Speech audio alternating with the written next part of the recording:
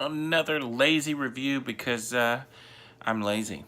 Hence the title, Lazy Review. This time we're talking about Skyscraper, another rock movie. It feels like that we get a new rock movie every 3 months now. This one is a little bit different. It's a different rock movie. He is hurt during, they open up with this scene where there's domestic abuse and he's kind of like a SWAT team or a Navy SEAL or something. And he doesn't have one of his legs.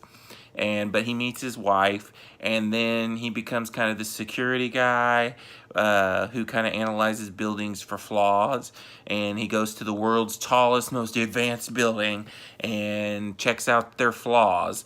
And then stuff starts happening in this building, and he kind of gets blamed for it, and that's your movie. I know it probably sounds like it, and it definitely is, kind of pays homage to like a Die Hard. It's got a disaster film kind of quality to it a lot of times. It reminded me a lot of San Andreas.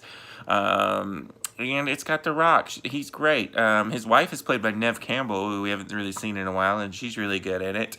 The movie overall, I enjoyed it. I don't know if it's one of my favorite rock movies, because he plays a more like kind of low-key dude who, I don't know, he's just a little more sympathetic, a little more dramatic in this role. It's not your normal, like, this isn't your Jumanji rock or your Rampage rock. And I tend to like him better when he's, doing a lot of quippy stuff and making jokes and stuff and kind of over the top, Dwayne Johnson. This one, it's a little bit more serious. There are some jokes and some funny ones and a lot of stuff involving duct tape, which is hilarious. I'm sure they got a big check for this. But overall, I just kind of felt like it was kind of meh. I really enjoyed Rampage a few months ago, I think more than most. But like I said, it's a little sillier. So if you want a more serious rock, you might like this a little bit better. Now, I will say in this movie, there's some stuff that happens that's completely unbelievable. The villains are kind of lame. They're just, your standard I'm evil to be evil kind of villains.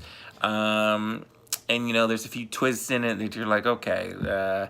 But really the setup of the movie was the best part of the movie. I liked everything that was going on in this building. It's a very high-tech building. It looks really cool.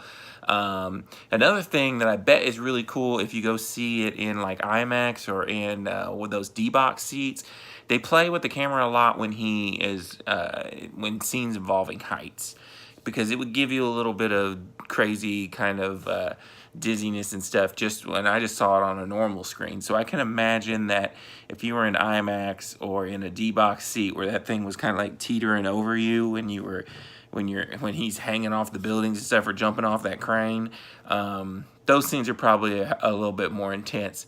It didn't do very well at the box office. I don't know if people are getting rock fatigue or it's just too many movies on top of each other. I just think it's because this movie is just kind of an average movie.